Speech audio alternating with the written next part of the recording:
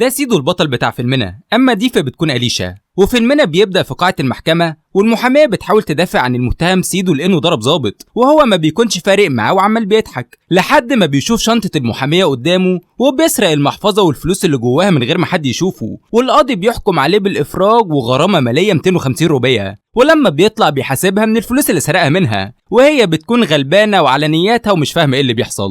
وبعدها بيقابل اصحابه وبيفضلوا يغنوا ويرقصوا، وكالعادة بيسرقوا الناس وبيشربوا خمرة وبيكملوا حياة الفشل اللي هم عايشينها. ولما بيرجع البيت بنلاقيه عمال بيلعب ملاكمة وبيفتكر حاجات حصلت له في الماضي ولسه منعرفش هي ايه. وبعدها بيروح لاخوه جاي وبنشوفه شغال عند واحد اسمه روني، وبنعرف ان هو زعيم عصابة وبيتاجر في اي حاجة مشبوهة. وبيسلم سيدو رسالة علشان يوصلها للاعب الكريكت، وكاتب له فيها لازم يخسر الماتش اللي جاي علشان مراهن على هزيمته. ولما بيكون ماشي اخوه بيديله فلوس وبيسلمه مفتاح الموتوسيكل بتاعه، وفعلا بيروح للاعب الكريكت وبيديله رسالة. واول ما بيشوفها بيعترض وبيقول انا راجل عندي مبادئ. فبيقول له مبادئ ايه يا عمنا، وبيفضل يضرب فيه وبيكسر المضرب بتاعه لحد ما بيخاف منه وبيجبره في الاخر يسمع كلامه. ولما بيكون راجع في الطريق بيلاقي موتوسيكل بيعدي من جنبه بسرعة كبيرة، وبيكون معاه ناس كتيرة وراكبين نفس الموتوسيكلات، لكن بيقدر يوصل له وبيفضلوا ماشيين جنب بعض وهما الاتنين واخدينها تحدي، لحد ما سيدو كان هيخبط طفل صغير وبيحاول يفاديه وبيقع على الارض علشان ينقذ حياته. وساعتها بيشوف مين اللي راكب الموتوسيكل وبيلاقيها بنت جميلة اسمها أليشا، وبيفضل يبص لها ومعجب جدا بجمالها وشكلها دخل دماغه، لحد ما بتوصل كل الشلة بتاعتها وبيفضلوا يتريقوا عليه وبيكون شكله وحش جدا قدام الناس. لكن سيدو بيرفع عليهم السلاح وبيخليهم يخافوا. وفي الوقت ده بيوصل تشارلي وبياخده على اخوانه وبيضرب فيه، وساعتها هما الاتنين بيتحدوا بعض ولازم واحد منهم يفوز. وسيدو بيضرب تشارلي وهو ما بيكونش قادر يدافع عن نفسه، لحد ما بتوصل الشرطة للمكان وكل واحد بيبعد عن التاني. وبعدها تشارلي بيقول له لو عايز تكمل التحدي قابلني الساعة 9:30 في محطة القطر، وسيدو بيوافق على كلامه. وفعلا بيجي الليل وبيكون مستنيهم وبيشوفهم داخلين عليه المكان، وبيفهم وقتها قوانين التحدي وبيعرف انه لازم يجري في الاتجاه المباشر للقطر، واول ما هيخرج من المسار بتاعه هتكون دي النقطة اللي قدر يوصل لها. وعلشان يكسب لازم يعدي العلامة الحمراء اللي عملها تشارلي في الماضي قبل كده. وفعلا هو بيوافق وبيستعد للتحدي، واول ما القطر بيتحرك بيبدأ يجري ناحيته بسرعة كبيرة جدا، واهم حاجة عنده يكسب الرهان. وفعلا بيقدر يعدي العلامة وبيفوز بالتحدي قدام كل الناس وبيحط العلم بتاعه، وده بيخلي تشارلي متضايق جدا وبيقرر يعمل زيه علشان يعديه. وفعلا بيطلع يجري في اتجاه القطر وعايز يحافظ على هيبته قدام اصحابه، لكن للاسف بيقع على الارض وما بيكونش قادر يتحرك ومستسلم للامر الواقع وكانه بينتحر، لحد ما سيدو بيروح له وبيقدر ينقذه من الموت في اللحظة الأخيرة، والقطر بيعدي من جنبهم ومفيش حد بيتصاب.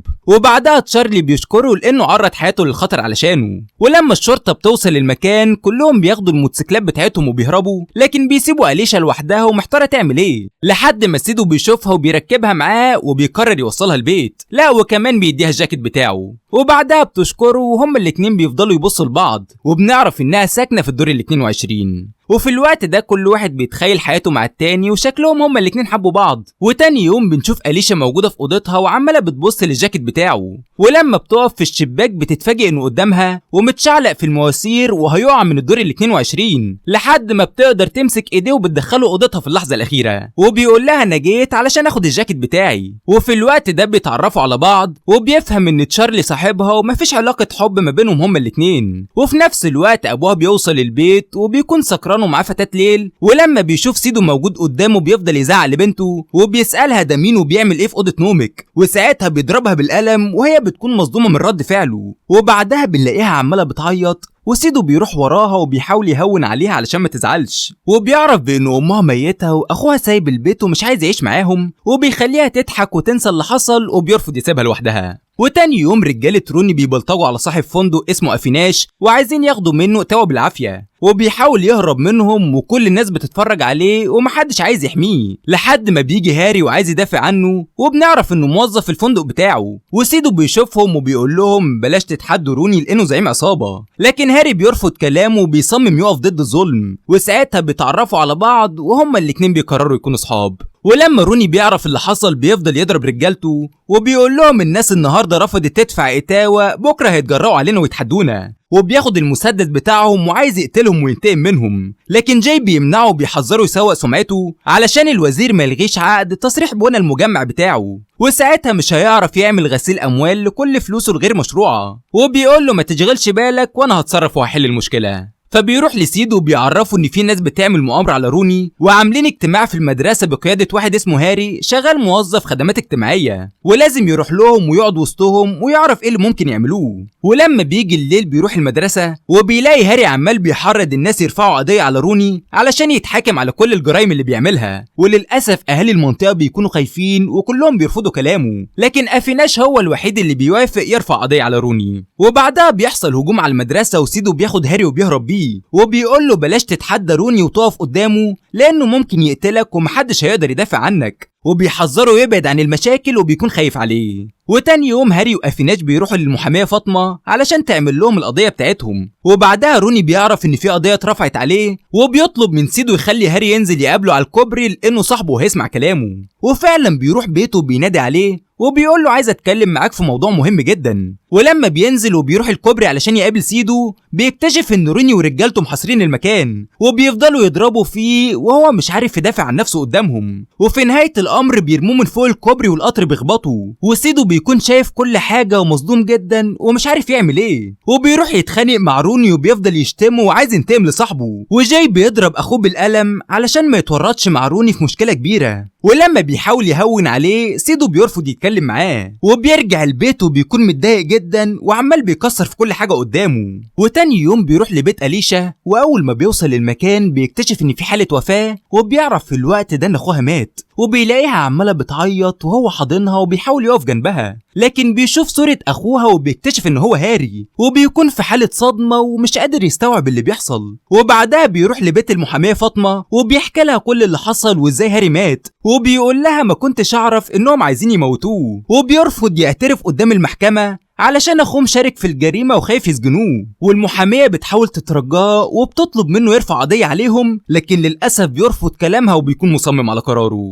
وتاني يوم بيقابل أليشا وبيخليها تعرف الحقيقه وبيتاسف لها على موت اخوها، وبيحاول يشرح لها انهم ضحكوا عليه وساعدهم غصب عنه، وهي بتكون متفاجئه ومستغربه من كلامه وعماله بتعيط وبتقول له مش عايزه اشوفك تاني، وبتسيب المكان وتمشي. وساعتها بنشوفه محتار ومتضايق ومش عارف يعمل ايه. وبعدها بنروح لحلبة المصارعة وبنلاقي سيدو بيتحدى ملاكم وبينزل ضده في نزال، وبنشوفه عمال بيضرب فيه وبيخليه مش عارف يدافع عن نفسه وشكله وحش قدام الناس. وللأسف روني بيكون هناك وبيراهن ان المصارع اللي بيلاعب سيدو هو اللي هيفوز، وجاي بيروح لاخوه بيأمره يتهزم علشان روني ما يخسرش فلوس الرهان، وده بيخليه متفاجئ جدا ومع ذلك بيسمع كلامهم وبيرفض يكمل التحدي وبيخلي المصارع يضربه. وفي نهاية الامر بيخسر المباراة بالرغم انه كان بيستعد ليها بقاله شهور. وبعدها جاي بيشكره وبيقول له هديك 5000 روبية وهشغلك عند روني، فبيقول له انا مش عايز اكون مجرم وسفاح زيك، فبيزعق له وبيسأله كنت عايزنا نعمل ايه بعد ما ابونا خان اصحابه ايام الاحتلال الانجليزي. وده بيخلي سيدو متضايق جدا، وبنرجع للماضي علشان نعرف ايه اللي حصل، وبنلاقيه كان صغير ودايما ابوه بيحكي له عن شجاعته ايام الاحتلال الانجليزي، ولما قبضوا عليه رفض يعترف على مكان اصحابه. وبعد فتره بيلاقي واحد بيسأل على ابوه وبياخده للبيت علشان يقابله، ولما بيشوفه بيكون متفاجئ جدا ومصدوم، وبيقول له من 20 سنه خنت اصحابك وبلغت عن مكانهم للانجليز وكنت السبب في موتهم، وبيضربوا بالقلم وبيندموا على كل حاجه عملها زمان. وفي الوقت ده سيدو وجي بيكونوا شايفين وسامعين كل حاجه، وبعدها ابوهم بيولع في نفسه وبيحاول ينتحر، وللاسف بيقع من فوق المبنى وبيموت. ولما بنرجع لوقتنا الحاضر سيدو بيقرر يمشي في طريق عكس ابوه ويدافع عن كل الناس الغلابه ويرجع حقهم. وبعدها بيروح للمحاميه وبيقول لها انا هشهد في المحكمه وهقول لهم كل اللي حصل، ولازم كل الناس تعرف ان روني هو اللي موت هاري، ومش هيفرق معايا اخويا يتسجن او يتحكم عليه بالاعدام. وفاطمه بتكون فرحانه وبتشكره على كل حاجه بيعملها، فبيعترف لها في الوقت ده انه سرق الفلوس بتاعتها في المحكمه، فبتقول له انا كنت عارفه وكان 400 روبيه وواثقه انك انسان كويس وهتيجي في يوم وتقولي الحقيقه. وبعدها بنلاقيه زعلان جدا وعمال بيفكر في كل ذكرياته مع أليشا، وهي كمان عماله بتعيط وصعبان عليها نفسها ومش عارفه تعمل ايه. وبيروح للاعب الكريكت اللي ضربه زمان وبيتأسف له على الموقف اللي حصل بينهم هما الاتنين. وتاني يوم فاطمه بتاخد الشرطه وبتروح لمقر روني، وبيعرف ان في قضيه مرفوعه عليه وبيتم اتهامه بقتل هاري، وفي شاهد شاف الجريمه وهيعترف قدام المحكمه، وبيتضايق جدا اول ما بيعرف ان سيدو هو الشاهد وعايز يسجنه. وفي اللحظه دي بيؤمر رجالته انهم يموتوه، لكن جاي بيحاول يمنعهم وبيقول له انا هخليه يسحب القضيه. وفعلا بيقابل سيدو وبيطلب منه ما يروحش المحكمه ويتنازل عن المحضر، وبيوعده هيشتري له بيت جديد وهيديله فلوس ولازم يسافر ويبعد عن المشاكل. لكن سيدو بيكون رافض وبيفضل يزعق له علشان خايف من روني، وبيطلب منه يقف معاه ويشهدوا في المحكمه عليه. فبيقول له للاسف انا متورط في كل حاجه كان بيعملها، وبيديله السلاح وبيطلب منه يخلي باله من نفسه. وهما الاتنين بنلاقيهم عمالين يعيطوا وخايفين جدا على بعض.